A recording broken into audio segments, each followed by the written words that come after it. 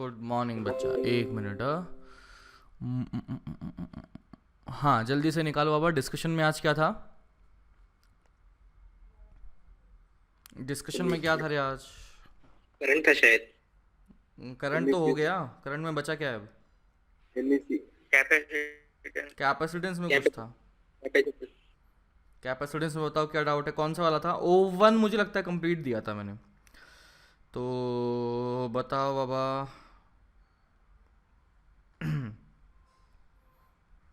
O1 में कुछ doubt? Capacitance O1 में कोई समस्या, डाउट जल्दी से पूछो।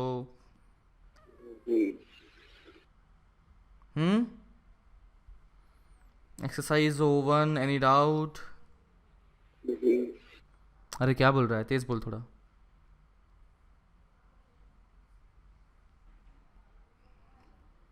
एक्सरसाइज O1,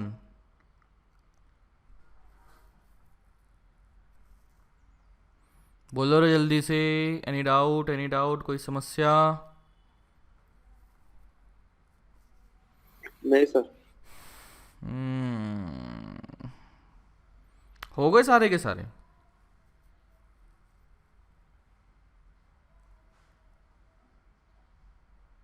क्या रे? O1 में total number of questions are 40। 40 में से एक भी डाउट नहीं है? ऐसा तो यार, मतलब टॉपर वाले बैच में भी नहीं होता था, कुछ ना कुछ तो बोलते ही थे वो भी। हाँ, क्या रे बाबा?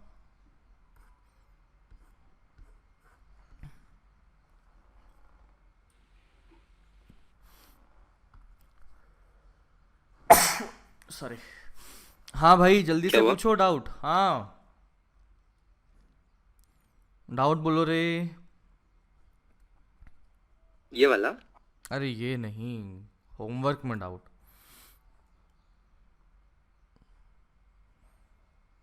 एक ईएमआई में है। पहला EMI, क्वेश्चन। एक मिनट।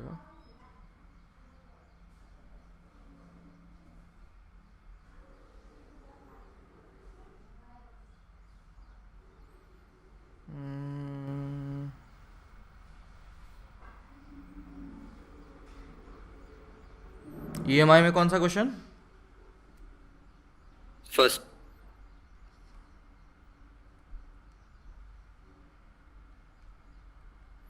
EMI first. फर्स्ट कहता है रेक्टेंगुलर वायर लूप है जिसकी साइड हाँ इतना इतना है, small cut is moving out of region of magnetic field of tesla इतना, directed normal to the plane, what is the EMF developed across the cut if the velocity of the loop is इतना and direction of motion to be along longer side, along shorter side, how long does the induced, इसमें क्या doubt है रे?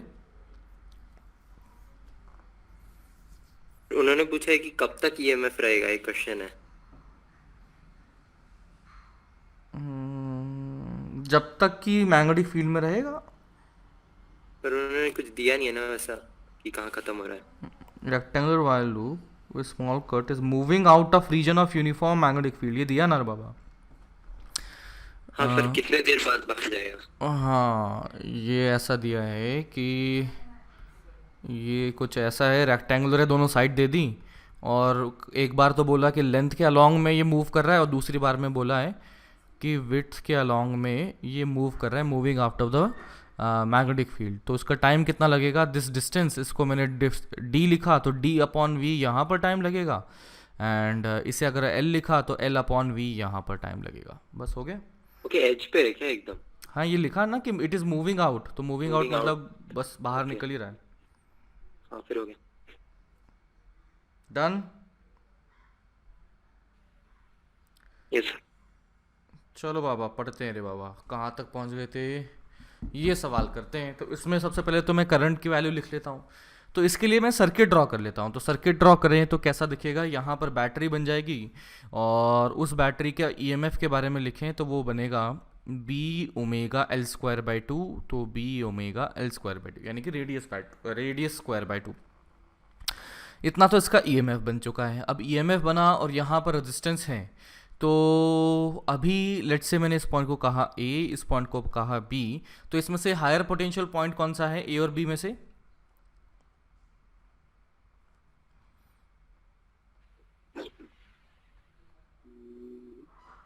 Higher potential point कौन सा बना हुआ है? ए ए ए बना हुआ है ना? ए तो ए हायर पोटेंशियल है। अब मैं देखता हूँ कि बाबा ये वाले पॉइंट को मैंने बी कहा, तो ये सभी एक एक कंडक्टिंग वायर से जुड़ा हुआ था, तो इसका मतलब हर एक पॉइंट का पोटेंशियल वही होगा जो बी पॉइंट का होगा। इसका मतलब मैं अगर ए और बी के बीच में इस प्रकार से बनाता हूँ, तो आप देख सकते हैं रेजिस्टेंस का एक एंड ए से जुड़ा हुआ है और दूसरा एंड बी से जुड़ता हुआ दिख रहा है।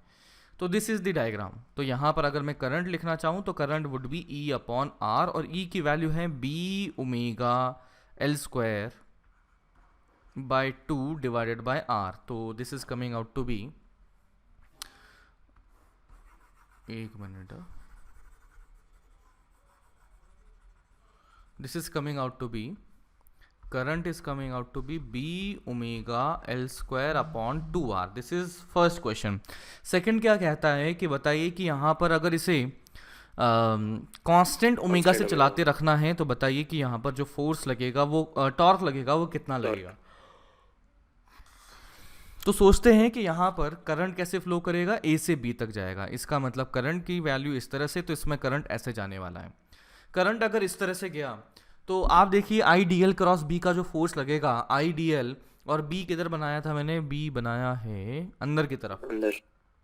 तो इसका मतलब यहाँ पर जो फोर्स लगने वाला है उस छोटे से एलिमेंट पर, ये कहाँ लगेगा, इधर लगेगा। अच्छा यहाँ पर भी एक छोटा सा एलिमेंट लिया तो उस पर भी कहाँ लगेगा, इधर लगेगा। अच्छा यहाँ से भी छोटा सा एलिमेंट लिया तो उस पर भी इधर लगेगा। चलिए बताइए इन तीन एलिमेंट पर किस एलिमेंट की मतलब लेंथ सभी में सेम रखी है, तो बताइए इन तीनों में से किसकी जो फोर्स लगने वाला है वो सबसे ज्यादा है, लेफ्ट वाले का, बीच वाले का, कि राइट वाले का? फोर्स ऑन स्मॉल, हाँ राइट, सेम है ना?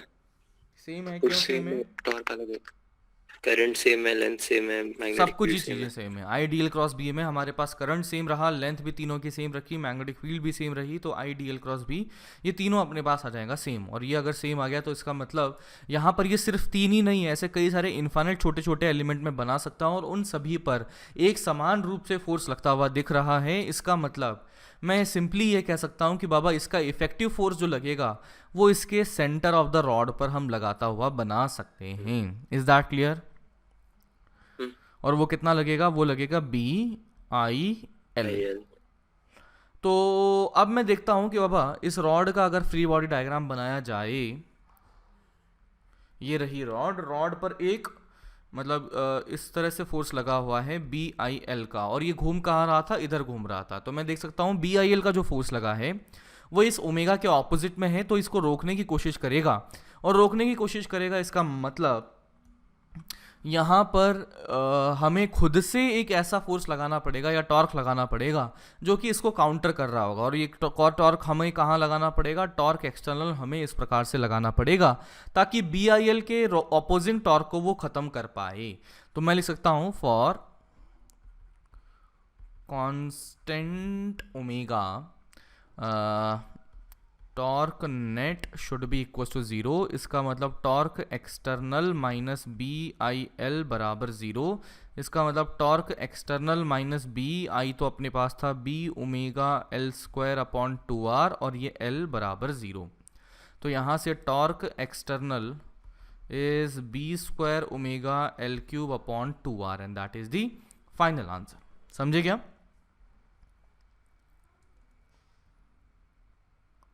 बोलो डन है? तो इस तरीके से हमारे पास में बन चुका है कि बाबा इतना टॉर्क लगने वाला है। चलिए नोट कर लिया, अगले आगे बढ़े। सर वो टॉर्क है ना, तो वो मल्टीप्लाई करना पड़ेगा लेंथ से फोर्स। L/2। तो ये किया नहीं ना मैंने, ये L/2 भी L/2 होगा, ये L/2 होगा, और यहाँ पे L पावर 4 और ये 4 आ जाएगा। जी हाँ ठीक है, हाँ ये मिस हो गया था, देख लीजिए। टॉर्क निकालना है तो बी आई एल तो फोर्स लिखा था, इनटू लेंथ भी परपेंडिकुलर सेपरेशन भी करना पड़ेगा, दैट वुड बी L/2। ठीक है देख लो।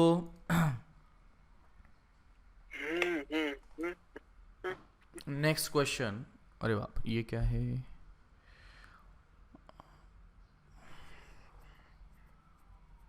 Ignore ignore ignore.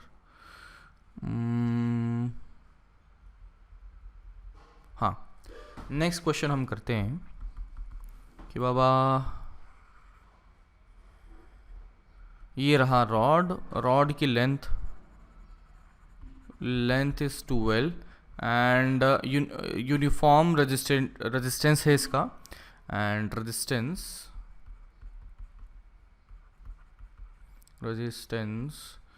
Is equals to 2 small R, ठीक है। एंड गिवन है कि ये यूनिफॉर्म रॉड है, यूनिफॉर्म रॉड है। फिर क्या कर दिया कि बाबा यहाँ ऐसा इसको घुमाया, इस तरीके से यहाँ पर हमने इसको रोटेट करवाया, यहाँ पर ये रॉड थी, रॉड घूमने लगी, ये घूमने लगी ओमेगा से। तो अब मैं देखना चाहता हूँ कि यहाँ पर एक और इस तरह का एक रेजिस्टेंस कैपिटल आर लगा दिया गया है, और अब हम जानना चाहते हैं कि बाबा करंट इन कैपिटल आर बताइए क्या होगा। ये क्या है, कंडक्टिंग वायर समझ लीजिए, कंडक्टिंग वायर, बता। फील्ड का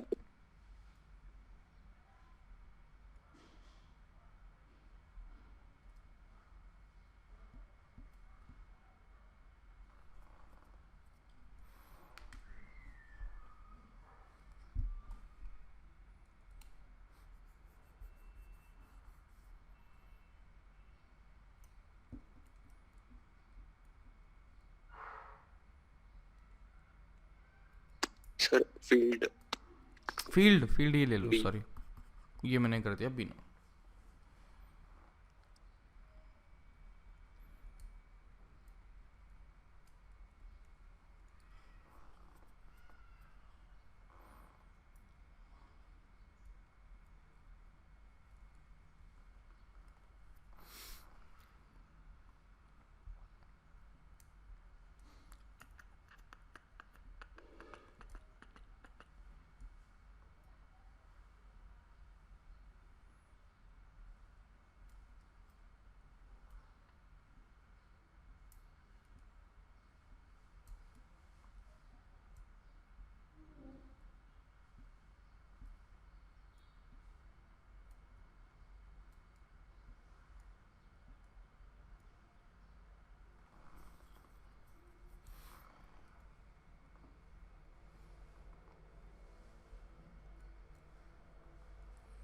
बोलो रे बाबा कितना आ गया।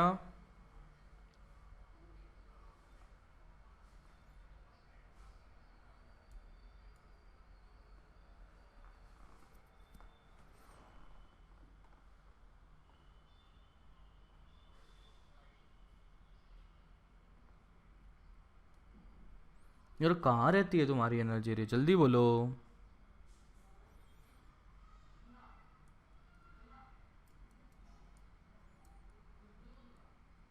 So B omega L square by R।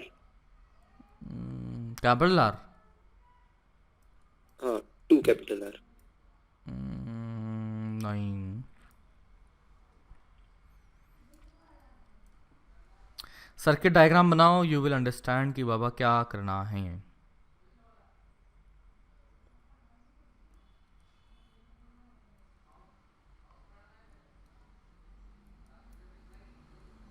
क्योंकि वो R के अबाउट तो पोटेंशियल डिफरेंस सेंटर और जो एज के बीच में वही होगा ना। बिल्कुल होगा।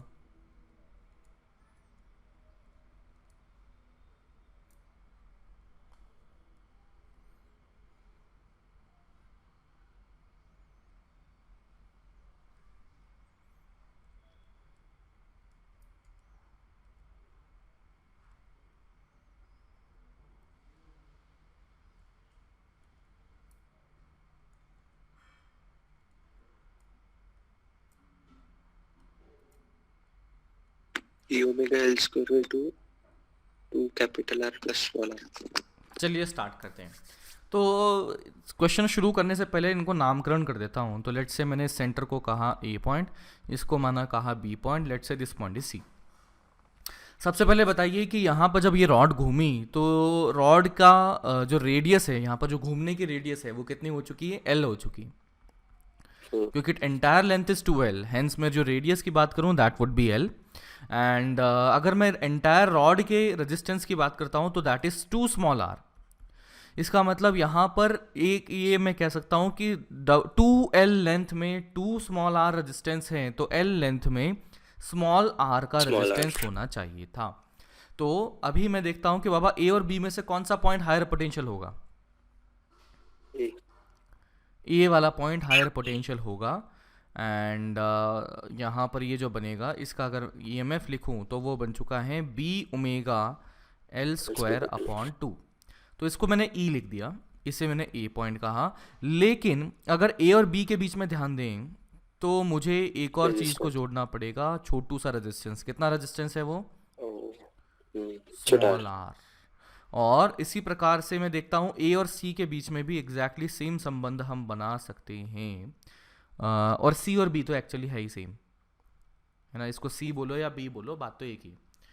तो बाबा यह ऐसा बन चुका है। अब यहाँ पर कैपिटल आर कहाँ गया फिर, ए और ए वायर और के बीच में। बी के बीच में। तो ये इस तरह से बना हुआ है, ये है ई, ये है स्मॉल आर। तो व्हाट डू वी डू बाबा, ये दो पैरेलल में है तो इसका इफेक्टिव रेजिस्टेंस अगर निकालना है तो that would be, effectively battery निकालनी है, ई नेट लिखना है। तो मुझे पता है दो ब्रांचेस पैरेलल में, तो E one by R one plus E two by R two upon one by R one plus one by R two. तो E by R plus E by R upon one upon R plus one upon R. तो 2e upon small are और ये 2 bye R, तो मुझे लगता है ये ई ही आ चुका है, ठीक है। एंड अगर मैं इन दोनों का ये जो इफेक्टिव रेजिस्टेंस अगर निकालूं तो खुद ही बता दो कितना आ जाएगा,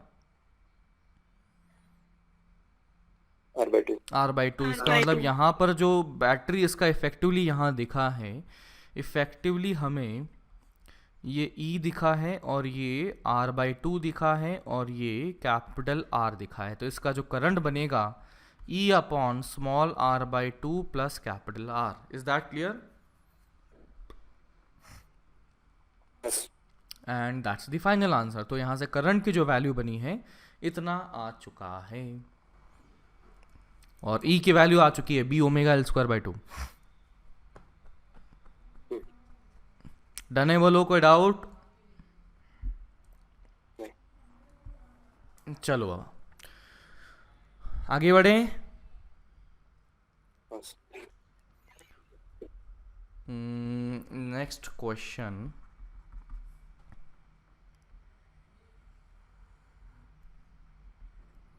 point A, point B, point C. And इसकी जो रेडियस दिया गया है वो मतलब ये लेंथ 2r है और ये सेमी सर्कुलर है, तो रेडियस r हो चुका है। And what did we do कि बाबा इसको ऐसे ओमेगा से घुमा दिया और मैग्नेटिक फील्ड अंदर की तरफ है बी नॉट। तो मैं जानना चाहता हूँ कि बताइए ए और बी में से पहली बात तो बताइए हायर पोटेंशियल कौन सा होगा। क्या ये सवाल कर रखा है क्या अपन ने? नहीं क्या? तो ए और बी में से बताइए हायर पोटेंशियल कौन सा रहा? बी। बी रहा। कैसे पता लगा? वी क्रॉस बी, तो वी क्रॉस बी तो इसका मतलब बी बन गया। तो मैं जानना चाहता हूँ V B minus V A कितना है, also V C minus V B कितना है, also V C minus V A कितना है।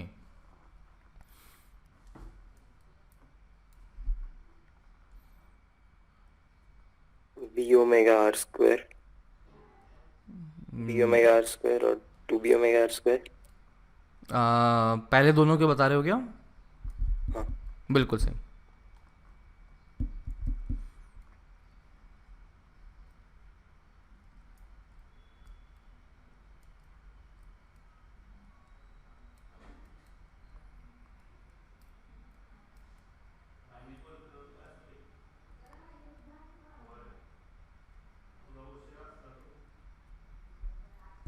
बाकी लोग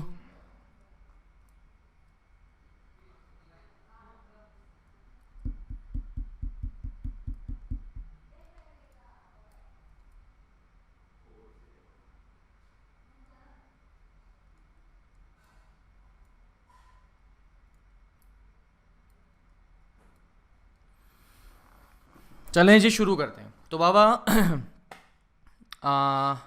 बात करते हैं कि ए और बी के बीच में। तो आई कैन से कि हमें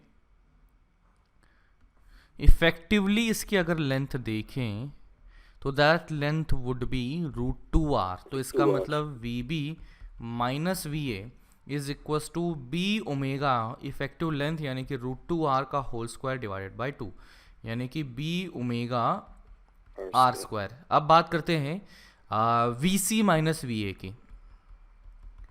तो बताओ V C minus V A के लिए लेंथ इफेक्टिवली कितना हो जाएगा? 2r।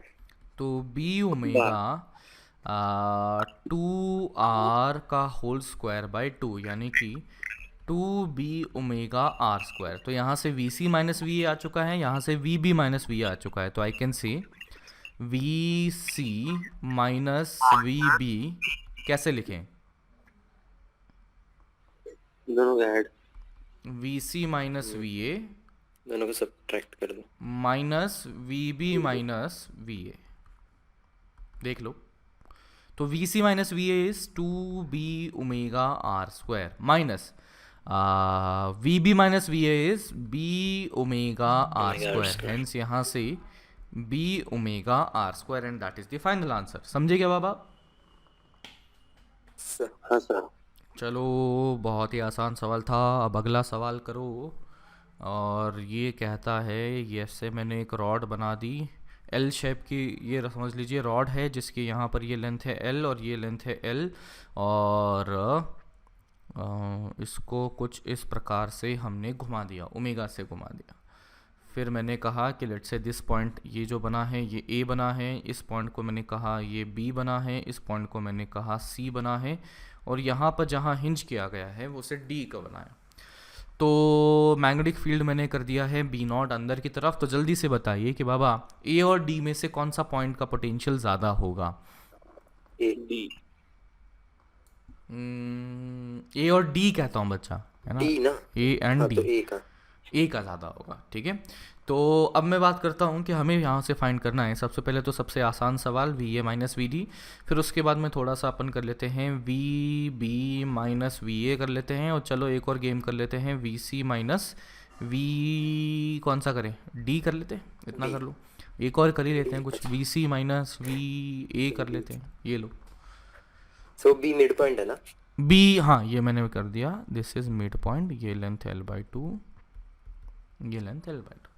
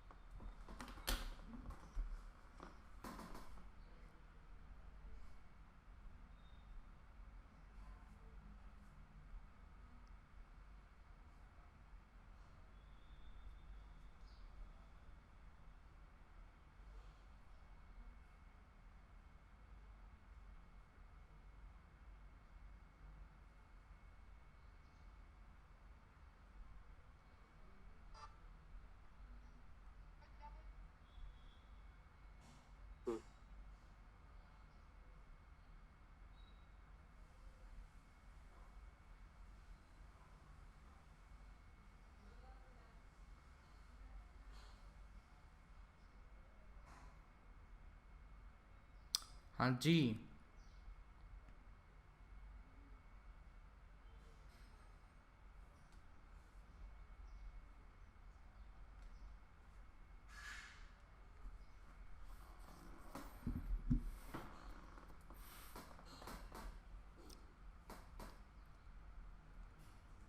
B omega L square by 2।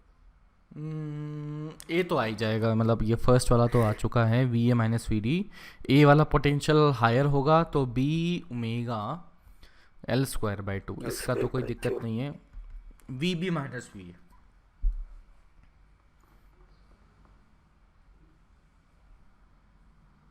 Sir पहले वीबी माइनस वीडी निकाल लेंगे। ठीक है। दोनों B omega L square by 8। देखो मैं ओरली कर देता हूँ, कैसे आएगा? बी ओमेगा एल बाई 2 का होल स्क्वायर बाई 2। अब सोचते हैं कि ऐसा कैसे आ गया, मतलब आप तो इतनी मेहनत करवा रहे थे अभी तक एंड अब इतना जल्दी कैसे कर दिया। तो चलिए सोचिए, रिजिड बॉडी को याद करते हैं। रिजिड बॉडी डायनामिक्स नाम से चैप्टर आपने शायद सुना होगा, ऐसा हमारे सिलेबस में है। ऐसा कुछ सुना है क्या अपन ने, है ना? तो रिजिड बॉडी की प्रॉपर्टी क्या होती है? What is rigid body? Every कोई भी दो पॉइंट पॉइंट्स का उनके लाइन के along relative velocity zero. Relative velocity zero हो, या ये कह सकते हैं कि टाइम के साथ में दो पॉइंट के बीच का सेपरेशन चेंज नहीं होता है। सेपरेशन ना चेंज हो। ठीक है। इसके साथ में एक और प्रॉपर्टी शायद आपको ये पता होगी कि बाबा रिजिड बॉडी की किसी भी पॉइंट से, मान लो जैसे ये मैं घुमा रहा था, डी पॉइंट के अबाउट घुमा रहा था, अगर मैं ए पॉइंट के अबाउट भी ऑब्जर्व करूंगा तो यू विल फाइंड कि बाबा इसका जो एंगुलर वेलोसिटी होगी वो क्या पाई जाएगी? हाँ हाँ सेम सेम ही पाई जाएगी। इतनी बात अपने को पता होनी चाहिए रिजिड बॉडी की, तभी जाके इस मेथड को मैं आपको समझा पाऊंगा, अदरवाइज तो हवा में जाएगी चीज़ें। तो मैं उम्मीद करता हूँ कि आपने 11th में इस बारे में सुना होगा कि वहाँ पर रिजिड बॉडी के हर एक पॉइंट के अबाउट सेम ओमेगा रहने वाला है। चाहे इस पॉइंट के डी पॉइंट के अबाउट ओमेगा है तो ए पॉइंट के अबाउट भी अगर घूमते हुए इमेजिन करें तो वो भी ओमेगा ही कहा जाएगा, बी के अबाउट भी ओमेगा एंड सी के अबाउट भी ओमेगा ही कहा जाएगा। नाउ मैं बात करता हूँ कि बाबा अगर हम ए पॉइंट पर बैठ जाते हैं तो मैं कहता हूँ कि बाबा ये बॉडी ओमेगा से घूमते हुए दिखी, तो मैं देख सकता हूँ कि ए और बी के बीच की जो दूरी है वो कितनी हो चुकी है? L/2, और ये क्या है? ओमेगा से घूमता हुआ पाया गया। तो मैं यहाँ पर स्टाइल से अगर लिखूँ तो बाबा बोलता हूँ कि ए के रिस्पेक्ट में अगर घूमते हुए देखा, ऐसा घूमते हुए देख सकते हैं क्या? बिल्कुल देख सकते हैं, उसके ऊपर बैठ जाओ, हाँ है ना? तो ये मैंने बी कर दिया, ये मैंने सी कर दिया और ये मैंने डी कर दिया। तो ये इस प्रकार से घूमता हुआ अगर दिखा तो बाबा मैं बोल सकता हूँ इनके बीच की जो दूरी है वो है L/2। अब बताओ कि ए और बी में से हायर पोटेंशियल कौन सा होगा? बी ए और बी में से हायर पोटेंशियल कौन सा होगा? बॉम्बे दोनों ही होंगे। नहीं बी बी बी बी होगा ना यार, इसकी वेलोसिटी दोनों देखो कैसे कैसे होगी? होगी। इस पॉइंट की वेलोसिटी इधर है, मैग्नेटिक फील्ड अंदर की तरफ है, तो वी क्रॉस बी देखो बी साइड में आ चुका है। दैट मीन्स कि बाबा जो चार्ज पार्टिकल पॉजिटिव वाला होगा वो कहाँ जाएगा? ए से बी की तरफ जाएगा। इसका मतलब B is higher potential. So since B is higher potential तो मैंने सिंपली यहाँ पर लिख दिया है, ये बन चुका है बी नॉट ओमेगा, और उनके बीच की दूरी जो है वो है L/2 का L/2 है तो रेडियस का होल स्क्वायर, यानी कि L/2 का होल स्क्वायर डिवाइड बाई 2। तो ये तो एक तरीका हुआ जिसकी मदद से हम ये कर सकते हैं, तो इसको मैंने कह दिया मेथड 1। और दूसरा तरीका जो हम कन्वेंशनली करते आते थे वो भी हम कर ही सकते हैं, उसमें भी कोई दिक्कत नहीं होने वाली। तो यहाँ पर देख सकते हैं this point is D, this point is A, this point is B and this is C. तो बच्चा अभी मैं बोल सकता हूँ मुझे निकालना था V B minus V A निकालना था, तो इसको क्या लिख सकता हूँ? V B minus of V D plus V D minus V A लिख सकता हूँ। ऐसा कुछ लिख सकता हूँ क्या, है ना? हाँ ऐसा कर सकता हूँ। तो V B minus V D निकालना अपने को आसान है। कितना हो जाएगा? बी ओमेगा और दूरी का स्क्वायर, और दूरी कितना है? L plus L square plus L/2 का होल स्क्वायर, इतना बन चुका है, डिवाइडेड बाय 2। ठीक है, plus V D minus V A. तो यहाँ पर ये पहली बात तो माइनस आएगा, और कितना आएगा? ये आएगा B omega L square by 2। अगर आप देखेंगे तो बाबा आपको दिखेगा बड़ी खुशी के साथ में कि कौन सा रे, एक मिनट रुको, ये वाली चीज़ और ये वाली चीज़ ख़त्म होते हुए दिख जाएगी। तो अल्टीमेटली बचेगा क्या? B omega L square by 8। और अच्छा वही आना वाला था जो कि पहले आया था। देख लो, मेथड 1 मेथड 2 दोनों जैसे आपको अच्छा लगे वो आप कर सकते हैं, कहीं से कहीं तक कोई समस्या नहीं है। देख लो, समझ लो, कोई समस्या हो तो बताओ। नहीं सर। डन है बोलो ना? हाँ sir. Okay, now V C कहाँ गया? V C minus V D, ये तो आसान है। कितना हो जाएगा? बी ओमेगा √2L का स्क्वायर बाई 2, यानी कि B omega L square simply. And V C minus V A, अब तो ये आसानी कर दिया मैंने आप लोगों के लिए। B omega L square by 2। ठीक है, और इसमें हायर पोटेंशियल कौन सा होगा? सी ही होगा। दैट इज वाई सिंपली ऐसा लिख सकते हैं, अपने कोई दर्द नहीं होने वाला। Is that clear? देख लो बाबा। ठीक है, चलिए बाबा अब आगे बढ़ते हैं। एंड अगला सवाल आपकी स्क्रीन पर ये रहा। ये है बॉडी, बॉडी ये इस तरह से हमने ले लिया, मान लीजिए रिंग। रिंग है जिसका मास तो ज़रूरत नहीं है, रेडियस है R, radius is R and rolling on surface with speed equals to V naught, यानी कि ये कुछ इस प्रकार से वी नॉट से इधर जा रहा है। मैग्नेटिक फील्ड किधर है, बी नॉट अंदर की तरफ बना हुआ है। रेडियस कितना है, ये आर है। ध्यान दीजिए क्या बोला है, रोलिंग बोला हुआ है। तो चलिए कुछ पॉइंट्स का नामकरण संस्कार कर लेते हैं। तो मैंने कहा ये पॉइंट है ए, ये पॉइंट है बी, ये पॉइंट है सी एंड ये पॉइंट है डी, है ना। पॉइंट समझ ही रहे होंगे, ये डायमेट्रिकली ऑपोजिट 90 डिग्री पर सभी के सभी पॉइंट्स हैं। और इसको मैंने कह दिया, लेट्स से ये सेंटर जो कहा उसको ई कह दिया। तो मैं जानना चाहता हूँ कि ऐसे कर देता हूँ, V D minus V A, बताइए क्या होगा potential of, this is potential naught velocity, है ना। वेलोसिटी का डिफरेंस नहीं जानना चाहता हूँ मैं। Potential difference of point A, point D minus point A, potential difference of A minus point D, फिर पोटेंशियल डिफरेंस ऑफ, ये बताइए हमारे क्या बनने चाहिए वो। दिस इज पहला दो सेम ही हो गया ना। पता नहीं भाई, निकालो तब बात करेंगे।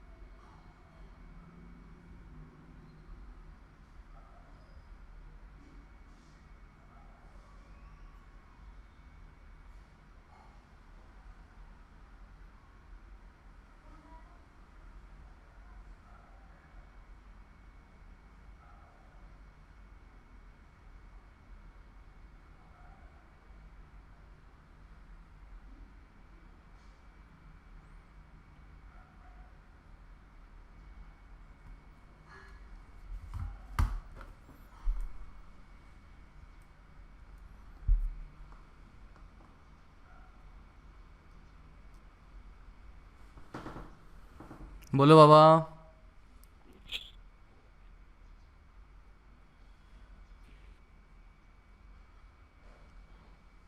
We naught R by 2, V naught R, V D minus V A कितना, वी नॉट आर। चलो देखते हैं, पता नहीं कितना सही है।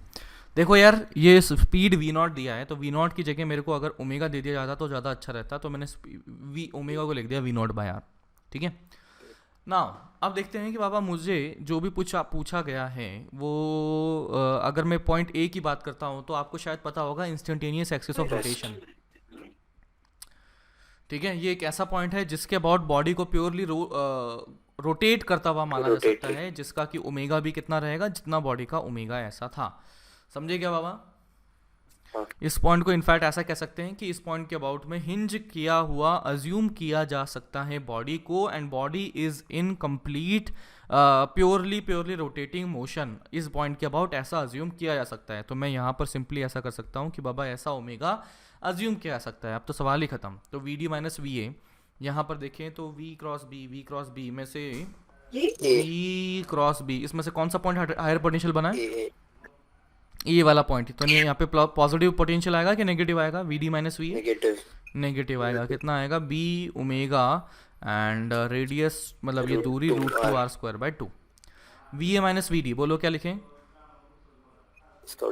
इसका उल्टा बन जाएगा बी ओमेगा √2 का आर का whole square by 2। B C minus V A, बोलो क्या लिखें? बी ओमेगा 2r का स्क्वायर बाय 2।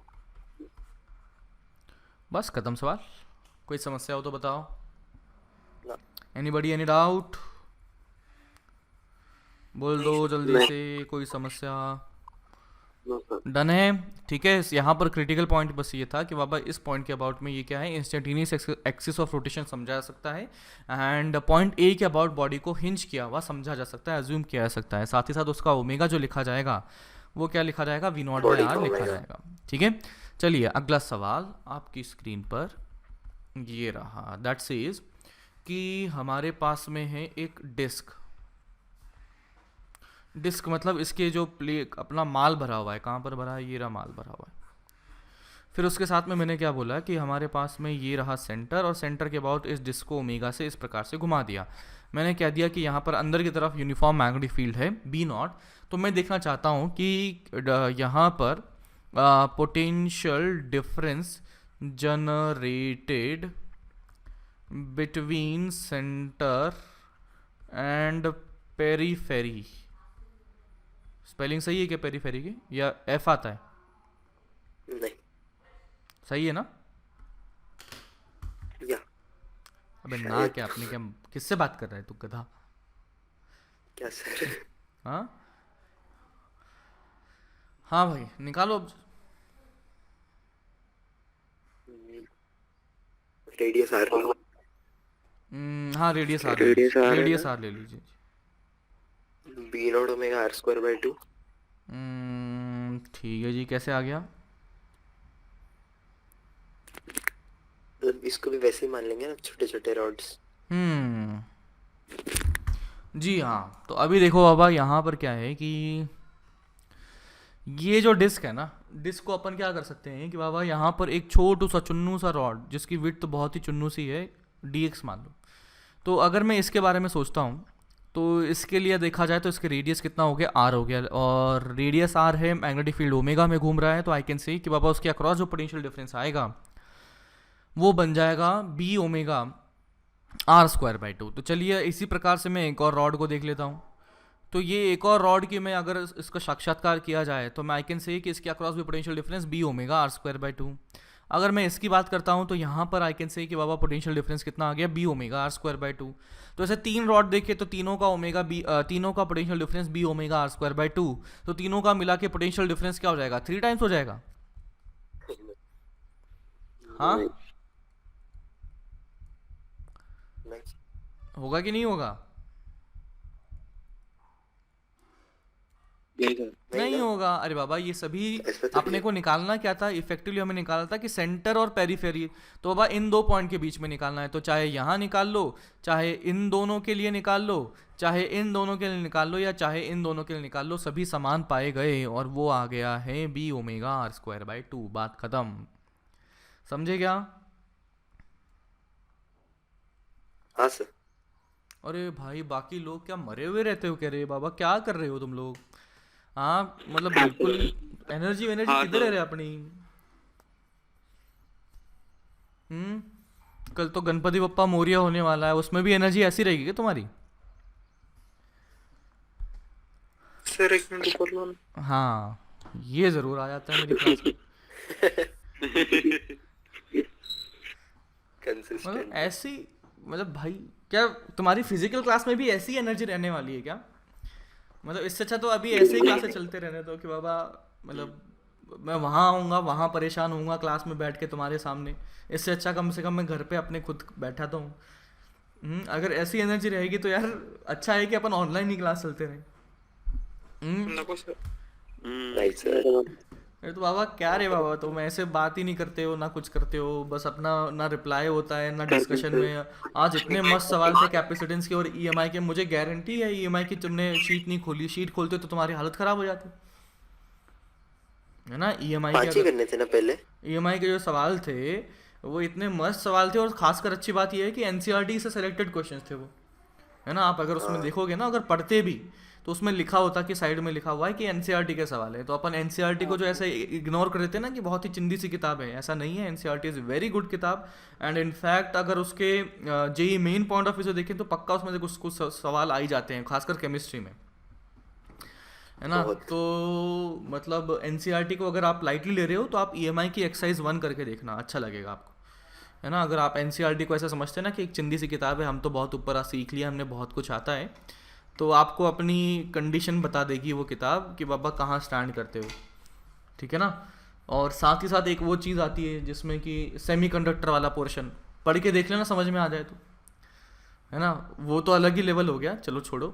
लेकिन सेमीकंडक्टर के अलावा आपको अगर बाकी जो चीज़ें दे रखी हैं वो काफ़ी अच्छे तरीके से दे रखी हैं। सेमीकंडक्टर तो आप चाहे कितनी बार पढ़ लो वो समझ नहीं आने वाला वहाँ से।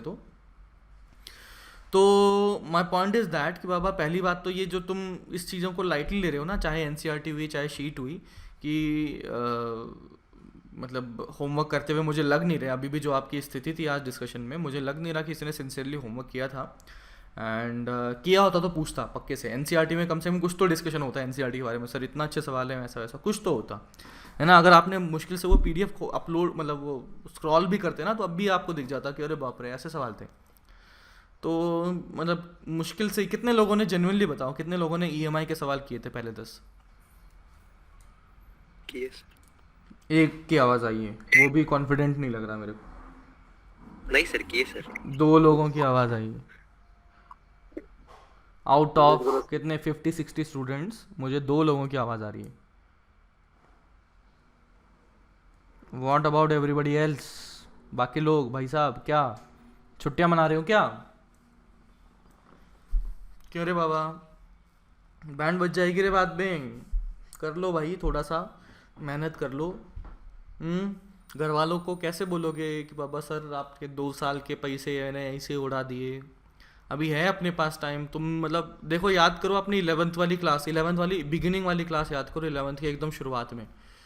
तो आई कैन से कि आपकी जो एनर्जी है ना वो एकदम मतलब 7वें आसमान पर रही होगी, है ना। पहले के मतलब मुझे लगता है 10-15 दिन तो ऐसे रहे होंगे कि बस अब तो फोड़ देंगे, IITN की AIR-1 जो होगी हमारी ही होगी, है ना। मतलब जो सपने आपने देखे होंगे कि AIR-1 जो है अपनी ही होगी। और आज अपने आप से तुम पूछो कि बाबा तुम उस बारे में सोचते भी हो कि नहीं सोचते AIR-1 के बारे में, है ना। मतलब आप जवाब ऐसे देने की जरूरत नहीं है ओपनली लेकिन अपने आप से तुम पूछ सकते हो कि बाबा अभी जो मेरी एनर्जी थी उस टाइम की और अभी की जो एनर्जी है उसमें अगर खुद ही कंपैरिजन करोगे तो आपको पता लग जाएगा कि मैं किस दिशा में आपको ले जाना चाह रहा हूँ। मैं नहीं चाहता कि आप 11th वाली सिचुएशन में चले जाओ, अब आप मेच्योर हो चुके हो तो ऑब्वियसली थोड़ा कंट्रोल्ड वे में आप रिएक्ट करोगे किसी भी चीज़ में, बट ऐसा भी नहीं कि भाई रिएक्ट ही ना करो। मतलब बैठे हुए हो कि सर बस बक बक बक बक बक करेंगे, 1 घंटे का टाइम होता है, फिर अगले सर आएंगे फिर वो बक बक करेंगे, उसके बाद कोई और सर आएंगे फिर बक बक करेंगे और क्लास खत्म, फिर टेंशन खत्म, घूमो फिरो ऐश करो, अभी भी घर पे एंजॉय कर ही रहे। बाबा फिर डाउन हो जाओगे। डाउन से मेरा मतलब है कि बाबा एनर्जी डाउन हो जाएगी। कैसे एनर्जी डाउन होगी? जब आपको अभी तो क्या है ना कि कोरोना ख़त्म, मतलब कोरोना के चक्कर में आप घर पे बैठे हो, कभी ना कभी तो ये ख़त्म होगा, कभी ना कभी तो आप आमने सामने मिलोगे प्लस आने वाली जो चीज़ें हैं वो तो अपने टाइम पर होने ही वाली है। जो अपना JEE मेन होगा या अपना जो 12th का बोर्ड एग्जामिनेशन होगा वो तो जो फिक्स टाइम है उसी के आसपास कुछ होगा, थोड़ा सा डिले हो गया तो हो गया। तो जब वो नज़दीक आने लगेगा ना और जब तुम उस हालत में पहुंच जाओगे कि अब मुझे कुछ ना कुछ तो करना ही पड़ेगा, there is no option left, तब जाके तुम्हारी हालत बहुत बहुत बहुत ख़राब हो जाएगी, है ना। अभी तो क्या है थोड़ा टाइम है तो यू हैव चॉइस कि आपको, मतलब चॉइस तो है नहीं लेकिन आपको ऐसा लगता है कि आपके पास चॉइस है कि मैं थोड़ी देर में पढ़ लूँगा, बट बाद में जब वो मैंडेटरी कंडीशन आ जाएगी ना कि मतलब अब तो करना ही पड़ रहा है, तब जाके आपको पता लगेगा कि भाई मैंने क्या गड़बड़ कर दी। और ऐसा बाबा मैं आपको है ना अभी बात करवा दूंगा, आपको अगर किसी को डाउट हो ना मेरे ये कहने पर तो मुझे कॉल करना, मैं किसी तुम्हारे जो इससे अगले साल वाले जो 12th वाले बच्चे अभी जो पेपर दे रहे हैं या जिन्होंने बोर्ड दिया है उनसे बात करवा दूंगा, उनकी हालत एक बार तुम चेक कर लेना, है ना। पता लग जाएगा तुम्हें कि भाई मैं कितनी सच्चाई बता रहा हूँ या कितना झूठ बोल रहा हूँ। तो जो एनर्जी मुझे दिख रही है उसमें से तो मुझे सिलेक्शन बहुत ही मुश्किल लग रहे हैं, है ना। कुछ 2-4-5 बच्चे अगर होंगे सिंसियर तो वो मुझे लगता है कि होंगे, बाकी तो बस छुट्टियां ही मना रहे हैं। मतलब होमवर्क नहीं करोगे, अप्लाई नहीं कर पाओगे, नए सवाल आएंगे पेपर में, गड़बड़ हो जाएंगे भाई, सब गड़बड़ हो जाएगा, कुछ नहीं हो पाएगा। सुधर जाओ यार, है ना। अभी भी मतलब मौका है, मौका नहीं मतलब यही लास्ट मौका है ये कह सकता हूँ, क्योंकि अभी 8वां महीना ख़त्म हो गया, 9, 10, 11 और 12, 4 महीने अब ये, और जनवरी फरवरी कुछ 4-5 महीने मान लो आपके पास जेन्युइनली, मतलब कुछ बचे हैं जिसमें कि आपको बोर्ड्स की तैयारी भी करनी है। अभी बीच में स्कूल वूल बुलाने लग जाएंगे, है ना। अभी कोरोना जो मुझे लग रहा है कि जल्दी अभी क्लासेस वगैरह शुरू हो जाएंगे, स्कूल भी आपके शुरू हो जाएंगे, और स्कूल अगर शुरू हो गए तो आई टेल यू दैट कि आपको थोड़े दिनों बाद में वो प्री बोर्ड वगैरह भी शायद होता है नहीं होता, मुझे नहीं पता आप लोगों का, लेकिन हाँ हो सकता है प्री बोर्ड के लिए भी आपको परेशान किया जाए। दूसरी बात, आपको किसके लिए रे, प्रैक्टिकल्स के लिए भी बुलाया जाए, मे बी पॉसिबल, तो उसमें भी टाइम जाएगा। फिर साथ ही साथ आपके मेन भी आ जाएगा, जेई मेन वाला, तो फिर एक साथ सारी चीज़ें आएंगी, मैनेज करना मुश्किल हो जाएगा। फिर साथ में आपको वो प्रैक्टिकल फाइल भी बना के लिखने देनी पड़ेंगी, मतलब खूब सारा टाइम लगने वाला है इन सब चीज़ों में, जो कि आपकी फॉर्मेलिटी के लिए देनी है, यानी कि बोर्ड्स के हिसाब से देनी पड़ेंगी। तो अभी कुछ समय बचा है, कर लो, यही आखिरी मौका है। इससे बाद आगे डिले करोगे तो चीज़ें कंट्रोल में नहीं रहेंगी, है ना, चीज़ें कंट्रोल में नहीं रहेंगी। तो इसका बहुत ही बेहतरीन एग्जाम्पल है कि जो वापस खड़े उठने का जो एग्जाम्पल है वो है मोहम्मद अली। मोहम्मद अली का नाम शायद आपने सुना है, शायद मैंने पहले भी इनके बारे में आपसे बात करी थी, हाँ है ना। उनके कुछ उसके बारे में पता है कि Muhammad Ali who was he, क्या किया था, क्या ऐसा था? बॉक्सर, बॉक्सिंग चैंपियन था, ठीक है, दैट्स इट। इसके अलावा कुछ पता है क्या? नहीं सर। नहीं पता है क्या? तो एक्चुअली क्या है कि मतलब ऐसा बॉक्सिंग रिकॉर्ड जो होता है ये किसी भी बॉक्सिंग करियर में अगर आप देखेंगे तो मोस्टली 50-60 फाइट्स कोई बॉक्सर अपनी पूरी लाइफ टाइम में या पूरे करियर में करता है। तो अगर आप मोहम्मद अली का रिकॉर्ड देखोगे तो उसमें 6-7 लॉसेस भी हैं एंड अराउंड 34-35 विन्स, इस टाइप से कुछ है, मतलब इस तरह से कुछ है। तो रिकॉर्ड बहुत ही बेहतरीन तो नहीं है, मतलब मोर देन एवरेज है, बहुत अच्छा है, बहुत बेहतरीन नहीं है। In fact right now there are some boxers जिनका जो रिकॉर्ड है 50-0 का है, यानी कि 50 wins 0 losses. So what I am trying to say is that कि बाबा उसके बावजूद भी आपने फ्लॉयड मेवेदर का नाम नहीं सुना होगा, जिसका ये रिकॉर्ड है, फ्लॉयड मेवेदर 50-0, है ना। मोस्टली किसी ने नहीं सुना होगा, बट मोहम्मद अली सब ने सुना होगा, है ना। And reason for that is why वो जो बंदा है उसने अपना करियर कैसे गो थ्रू किया। तो at the beginning of the career, obviously जब आते हैं तो अर्ली स्टेज में, at the time he was the youngest champion in the world, around 21 या 20 की एज पर उन्होंने वर्ल्ड चैम्पियन बन गए थे। एंड फिर मस्त एकदम बॉक्सिंग वॉक्सिंग करी, खूब पैसा वैसा कमाए, and around I guess somewhat around in his early late 20s and early 30s what happen कि वो वियतनाम वॉर शुरू हुआ, है ना, अमेरिका वियतनाम वॉर शुरू हुआ, तो उसमें उनको कुछ असाइन किया गया था कि आप वियतनाम में जाइए। तो उन्होंने डिनाई कर दिया कि मैं नहीं जाने वाला, क्योंकि लड़ाई जो है तुम फालतू में कर रहे हो, मैं बिलीव करता हूँ कि ये लड़ाई ज़रूरी नहीं है। इनफैक्ट आपका जो रेसिज्म है, मतलब आपका अमेरिका में आपको शायद पता होगा, अभी भी वो हुआ था ना, कौन सा किसी की डेथ हुई थी, फ्लॉयड की किसी की डेथ हुई थी अभी अमेरिका में, जिसपे कि बहुत बड़ा प्रोटेस्ट हुआ था, all like black live matters, ऐसा वैसा कुछ बोला था। हाँ हाँ, तो वहाँ पर क्या है, हाँ, पुलिस ब्रुटैलिटी का। तो व्हाट हैपन कि बाबा वहाँ पर रेसिज्म ज़्यादा है, मतलब ब्लैक्स और वाइट्स का। तो मोहम्मद अली सेड कि बाबा हमारा जो एक्चुअल एनिमी है that is you people, not the Vietnam. तो I don't follow your orders and I won't be going to the war in Vietnam. तो उस वजह से क्या हुआ कि वहाँ की जो गवर्नमेंट थी, यूएस गवर्नमेंट ने उनका जो बॉक्सिंग का लाइसेंस होता है उसको रिजेक्ट कर दिया, उनको फाइट्स मिलना बंद हो गया, उनके जो पैसे थे वो ख़त्म हो गए, एंड लगभग 3 से 4 साल तक में जो है वो उन्होंने कोई बॉक्सिंग नहीं की, नो बॉक्सिंग। तो अब ये सुनने में तो बहुत ही आसान लगता है कि ठीक है बॉक्सिंग नहीं करी तो कुछ तो किया होगा। Now imagine Virat Kohli, he is at the peak of his career. तो उस पीक ऑफ द करियर में ही व्हाट डज ही डू कि मतलब उसने अभी करियर, मतलब कि 4 साल तक उसने क्रिकेट ही नहीं खेला, है ना, मान लो 4 साल तक उसने क्रिकेट ही नहीं खेला, कि अभी जो उसकी एज है मान लो 30-31, और 31 से 35 तक मान लो उसने क्रिकेट ही नहीं खेला। तो और फिर वापस क्रिकेट में आया। तो exactly same thing happened with Muhammad Ali कि बाबा 4-5 साल में जो भी उसका बॉक्सिंग लाइसेंस है वो किसी तरीके से उनको वापस मिला एंड ही केम बैक। तो वेनेवर जब उनकी बॉक्सिंग लाइसेंस उनसे लिया गया था, he was the champion of the world, and boxing license ले लिया तो you have to forfeit your championship. तो उनकी चैम्पियनशिप भी उनसे ले ली गई, छीन ली गई।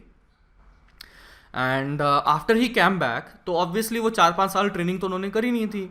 तो 35 की एज बहुत ज़्यादा होती है बॉक्सिंग के लिए, मतलब लोग रिटायरमेंट के बारे में सोचते हैं 35-36 साल की उम्र में, किसी भी मतलब इनफैक्ट स्पोर्ट्स में भी जनरली आपको पता ही है 35-36 के आसपास में वो रिटायरमेंट के बारे में सोचने लग जाते हैं।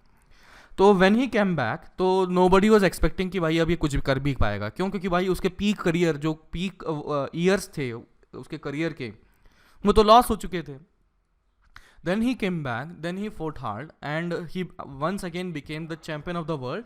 And at that time who was the oldest champion of the world, मतलब उससे पहले के रिकॉर्ड में अभी तक इतने 36-37 साल की उम्र में शायद उन्होंने चैंपियनशिप जीती थी. एंड दैट इज़ अनबिलीवेबल, मतलब एट द टाइम किसी ने भी ऐसा नहीं किया हुआ था.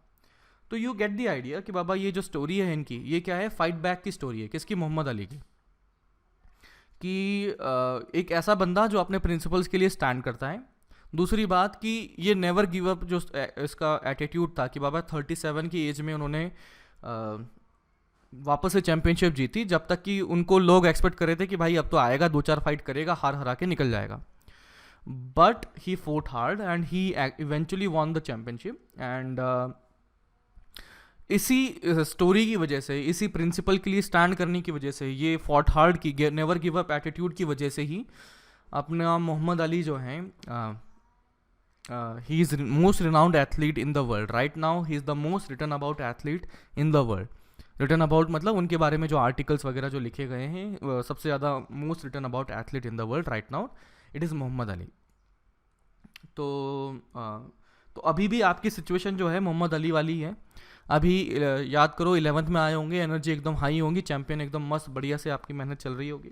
अभी वाली जो हालत मुझे आपको लग रही है वो है कि बाबा आपको मतलब रिटायरमेंट वाली स्थिति में आप आ चुके हो कि ख़त्म, अब एनर्जी डाउन, कुछ मेहनत करने का मुद्दा है नहीं. लेकिन अभी ऐसा नहीं है कि कोई मतलब जैसे मैं हर साल के बच्चों की आपकी स्टोरी बताता हूँ कि कोई ना कोई परेशान होता ही है, कुछ ना कुछ गड़बड़ करता ही है. तो ऐसे भी तो कुछ बच्चे होते हैं जो वापस से जाग जाते हैं कि हाँ भाई अपने पास कुछ जो थोड़ा बहुत समय बचा हुआ है उसको यूज़ कर लेते हैं और निकल लेते हैं. तो ऐसे भी होते हैं, ऐसा नहीं कि सारी नेगेटिव स्टोरीज़ हैं, कुछ पॉजिटिव स्टोरीज़ भी हैं, है ना. मोहम्मद अली टाइप स्टोरी भी है.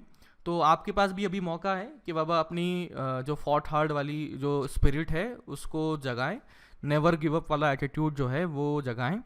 और जो अगर मान लो 100 बच्चे हैं तो 100 में से मुझे लगता है कि 40-50 जो है वो सही पाथ पर अभी आ जाएंगे, है ना, सही पाथ पर अभी आ जाएंगे. और मतलब तुम गलत नहीं हो रहे, तुम्हारी कंडीशन में कोई भी भटक जाता है, बट अब वो टाइम आ चुका है कि भाई भटकने वाला जो रास्ता था वो उसको छोड़ दो.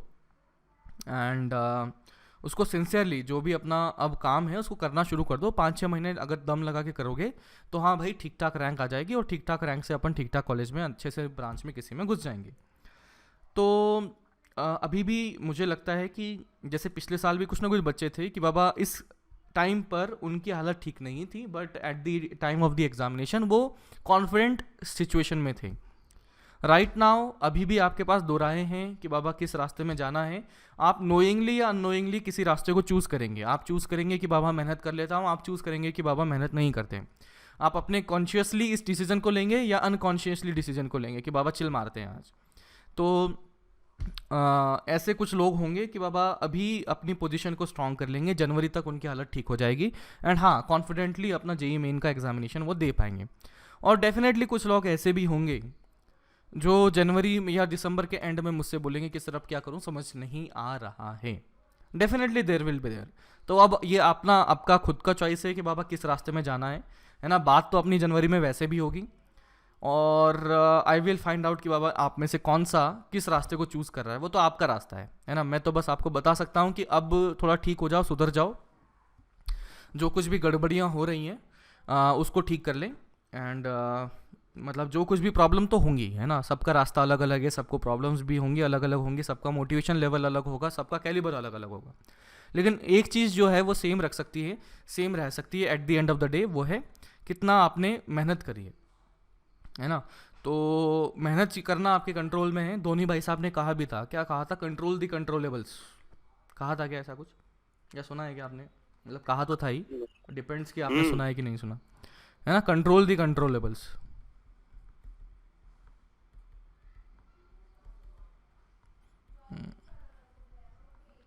है ना. बहुत मतलब ये बहुत छोटा स्टेटमेंट है लेकिन है बहुत बड़ी इम्पैक्टफुल चीज़ कि बाबा क्या है ना कि जैसे अभी कोरोना वाली सिचुएशन चल रही है तो अभी मतलब खूब रोने का मन करेगा, रोने का मतलब कंप्लेन करने का मन करेगा कि बाबा corona is hindering your education, और कोरोना की वजह से पढ़ाई में दिक्कत हो रही है, फलाना ठिकाना, ये सब चीज़ें बोलने में बहुत अच्छा लगेगा. और सभी बोल रहे होंगे तो आपको कोई ब्लेम भी नहीं करेगा कि यार क्या कंप्लेन कर रहा है बार बार, है ना. सभी कर रहे होंगे अभी कि हाँ यार कोरोना की वजह से पढ़ाई ख़राब हो गई, हाँ यार कोरोना की वजह से पढ़ाई ख़राब हो गई. बट एक्चुअली आप अगर जेन्युइनली आप सोचेंगे ना, तो मुझे लगता है कि आप 80% 90% एफिशिएंसी पे अगर पढ़ाई वाली जो बात है वो तो चल ही रही है ना। और कुछ चीज़ों में तो ज़्यादा अच्छी चल रही है कि आपके पास जो वीडियो लेक्चर्स हैं वो अवेलेबल हैं। बाय चांस आपने एक चीज़ समझ नहीं आई तो उस वीडियो को वापस से देख लिया तो समझ में आ जाएगा। तो कुछ चीज़ों में तो पॉजिटिव चल रहा है। और अभी मतलब मोस्ट ऑफ द स्टूडेंट्स में जो भी बात करता हूँ, सर कोरोना की वजह से पढ़ाई ख़राब हो गई, सर कोरोना की वजह से पढ़ाई कम हो रही है या ख़राब हो रही है। अरे भाई अगर तुम जेन्युइनली ऑब्जेक्टिवली सोचोगे ना, ऑब्जेक्टिव मतलब लॉजिकली बाबा सभी चीज़ों को सोचोगे ना, तो मोस्ट ऑफ द फैक्टर्स जो हैं वो एज सच आपको कोई ऐसा दिक्कत नहीं हुई। घर पर आप रह रहे हो, पढ़ रहे हो, सब कुछ कर रहे हो। अब कोरोना वाली चीज़ तो आपके कंट्रोल में है नहीं कि भाई उसके बारे में सोच रहे हैं कि यार कोरोना हो गया, ये हो गया, फलाना हो गया, इतने नंबर हो गए, इतने नंबर हो गए। वो आपके कंट्रोल में ही नहीं है यार, इतना टेंशन क्यों ले रहे हो? जो आपके हाथ में है उसको करो ना, कि उसके जो प्रिकॉशंस हैं वो लो, है ना, सेफ्टी स्टैंडर्ड से उसको फॉलो करो, बस बात खत्म। अभी ऐसी चीज़ों के बारे में टेंशन लेते हैं कि अरे यार सुशांत सिंह राजपूत सीबीआई केस चला गया, अरे बाप रे बाप, अब बताओ क्या होगा, उस पर डिस्कशन होती है। अरे भाई उस पर तुम्हें क्या करना है, तुम्हारे हाथ में ही नहीं है वो, बस देखो ठीक है, हाँ उसको ऑब्जेक्टिवली एनालाइज करो, बस बात खत्म। तुम्हारे हाथ में जो है उसको कर लो ना यार, उससे टेंशन तुम्हारी पता है आधी खत्म हो जाएगी, है ना। तुम्हें अगर पता लग जाएगा ना ये चीज़ मेरे आउट ऑफ कंट्रोल है, तो you will let it be कि हाँ भाई जैसा हो रहा है होने दो, अभी जो मेरे हाथ में है उस चीज़ को कंट्रोल करता हूँ, और जो मैं इस पाथ पे जाना चाहता हूँ वहाँ पर मैं जा रहा हूँ या नहीं जा रहा हूँ उसको मैं एनालाइज करता हूँ। एंड करंटली आप अपने आप को, मतलब मैं ऐसे बार बार किसी को नहीं बोलने वाला, बट अभी आपने आपको एनालाइज करना बाबा, आप जहाँ जाना चाहते हो या जिस पोजीशन में रहना चाहते हो वो उस पोजीशन में हो कि नहीं हो, पहली बात। और दूसरी बात कि बाबा अगर आपको अपनी पोजीशन चेंज करनी है तो क्या ऐसी चीज़ें हैं जिसको मुझे करना चाहिए, है ना। कंट्रोल दी कंट्रोलेबल्स, उस बारे में सोचिए, तो यू विल फाइंड कि हाँ यार काफ़ी पीसफुली आप कर सकते हैं, है ना। मोस्ट ऑफ द टाइम जो ये कंप्लेन कर रहे हैं सर कोरोना ये वो ये फलाना ढिकाना, कि सर हमसे पहले वाले बच्चों को ये फेस नहीं करना पड़ता था और अभी हमें फेस करना पड़ रहा है, तो यार बिल्कुल पड़ रहा है, बिल्कुल आपके हो सकता है कि आप पे इस पर मेंटल स्ट्रेस इसका कुछ आया भी होगा, बट इसका कुछ कर नहीं सकते ना, मतलब वो आ गया तो अब आ गया ना, मतलब ऐसा तो है नहीं कि स्ट्रेस लेने की वजह से वो चला जाएगा। तो बाबा आ गया तो आ गया, अब इसको कुछ नहीं कर सकते, तो जो कर सकते हैं उसको करो, जिसको कंट्रोल कर सकते हैं करो ना। अब कोरोना तो ना मेरे हाथ में ना तुम्हारे हाथ में, ठीक है। तो मतलब जो चीज़ें अपने काबू में हैं उसको थोड़ा माइंड में रखोगे तो रिलैक्स मोड में आप किसी भी काम को कर पाओगे। ऐसी चीज़ के बारे में टेंशन लोगे कि भाई मोदी उसका अमेरिका में भाई ट्रम्प का रिलेक्शन हो रहा है, बताओ कौन जीतना चाहिए या नहीं जीतना चाहिए, ठीक है ऐसी बात भी कर लो, लेकिन उसके बारे में कुछ फर्दर ऐसे आर्ग्यूमेंट में जा रहे हो या कुछ भी जा रहे हो, अपनी एनर्जी डाउन कर रहे हो, उसमें एनर्जी लगा रहे हो, what's the point of that. तो यार कोशिश करो थोड़ा सा अपनी जो एनर्जी है वो अप रहे, है ना, थोड़ा मज़ेदार रहे। अपना जो जनवरी अटेम्प्ट आने वाला है उसमें आप उन ग्रुप में रहें कि कॉन्फिडेंट लेवल आपका हाई रहे, उन ग्रुप में ना रहो कि बाबा सर समझ नहीं आ रहा अब मैं क्या करूं, अभी मेरी हालत ऐसी हो रही है कि मतलब बोर्ड भी है, अपना जेई मेन भी है और अप्रैल अटेम्प्ट भी आ गया, फलाना आ गया, जेई आ गया, सर मेरी हालत ख़राब हो रही है ना। 2 ग्रुप बनेंगे डेफिनेटली, आप में से 2 ग्रुप बनेंगे। Now it is your choice कि किस ग्रुप में जाना है ना। और मैं तो आपसे रिक्वेस्ट करूँगा कि आप ऑब्वियसली फर्स्ट ग्रुप में ही जाएँ कि हाँ थोड़ा कॉन्फिडेंस लेवल अपना अच्छा रहे, है ना। जो आप कर सकते थे अपने हाथ में जो चीज़ें अभी हैं उसको आप कर ले, है ना। बाकी चीज़ें जो नहीं है अपने हाथ में उसके बारे में बॉदर करना छोड़ दें तो ज़्यादा खुशी से रह पाओगे, ठीक है। एंड दूसरी बात कि कल अपन होमवर्क करेंगे डिस्कशन, तो मैं उम्मीद करता हूँ कि कुछ अपना मतलब बेटर वे में रहेगा, मतलब थोड़ा सा एनर्जी मुझे लगेगी कि हाँ थोड़ा ऑर्गेनाइज्ड है। पता ही नहीं आधे लोगों को तो भाई डिस्कशन किस बात का था आज जब मैंने डिस्कशन शुरू किया तो आधा क्या मुझे लगता है 80-70% लोगों को तो पता ही नहीं था कि भाई डिस्कशन किस बात का था। तो रोज़ ही ये हालत है, मैं पिछले 2-3 दिनों से आपको बोल ही रहा हूँ कि आपकी कंडीशन अभी सही नहीं है। मुझे लग नहीं रहा कि बाबा इस स्टेट में रहते हुए या इस पाथ को फॉलो करते हुए आप जेई मेन भी क्लियर कर पाएंगे अच्छी रैंक से, है ना। एडवांस तो बात की बात है, पहले जेई मेन की बात कर लेते हैं। तो थोड़ा सा पाथ चूज़ कर लो बाबा अभी से ही, है ना। थोड़ा सा ये लास्ट मौका है आपके पास में, ये अगस्त आ गया है, अगस्त ख़त्म ही हो गया ऑलमोस्ट, तो ये 4-5 महीने जो बचे हुए हैं उसको थोड़ा ठीक ठाक कर लो, तो जनवरी में थोड़ा कॉन्फिडेंट लेवल में रहोगे एंड होपफुली अपने जो डिज़ायर्ड रिजल्ट है वहाँ तक पहुँच पाओगे, ठीक है ना। कल होमवर्क में क्या करना है बोलो। कैपेसिटर में एक्सरसाइज S1 खत्म हो गई, O1 खत्म हो गई, O2 के कर लीजिए, O2 के पहले 20 सवाल कर लीजिए, O2 कैपेसिटर, ठीक है। हाँ सर। हाँ अरे अब तो हाँ बोल दो जोश से रे। Yes sir. हाँ सर। अरे कर लेंगे रे 20 सवाल। सर हाँ सर कर लेंगे सर। हाँ हाँ सर। चलो हाँ अब सर। देखते हैं कल कितना करते हैं।